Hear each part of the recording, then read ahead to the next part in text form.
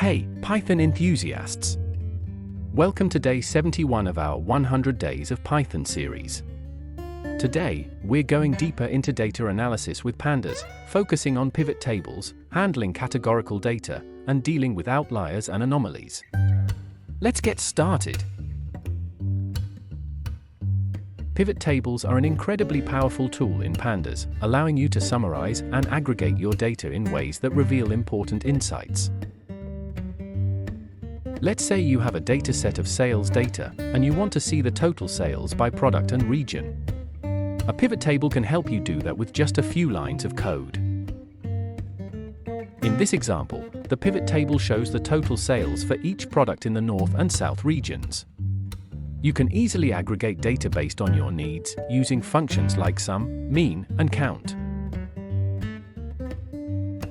Key points: creating pivot tables. Use the pivot_table function to create pivot tables in Pandas. Advanced aggregation. Combine multiple aggregation functions to analyze your data more comprehensively. Next, let's talk about handling categorical data. In data analysis, it's common to encounter categorical variables. These are variables that represent categories rather than numerical values. Pandas provides several tools for working with categorical data. You can convert columns to the category data type, which can save memory and make your operations faster.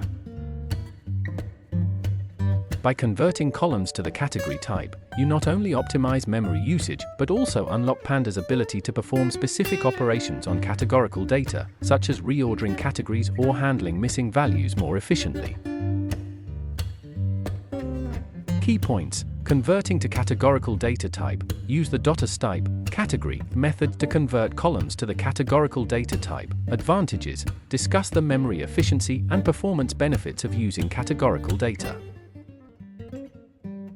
Finally, let's tackle the issue of outliers and anomalies in your data.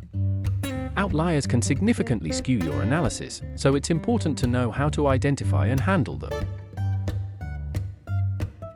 One common way to detect outliers is by using visualizations like box plots. Once identified, you can decide whether to remove them, transform them, or analyze them separately. In this box plot, the points that fall outside the whiskers are considered outliers. Depending on your analysis goals, you might want to investigate these outliers further, remove them, or apply a transformation.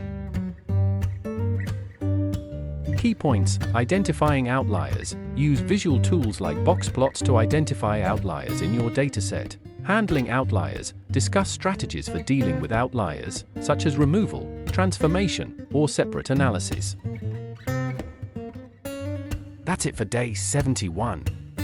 Today, we covered pivot tables, handling categorical data, and dealing with outliers. These techniques are essential for anyone looking to perform advanced data analysis with Pandas. If you enjoyed this video, be sure to hit the like button, subscribe, and share it with your fellow Pythonistas. I'll see you tomorrow for day 72, where we'll dive into another exciting topic.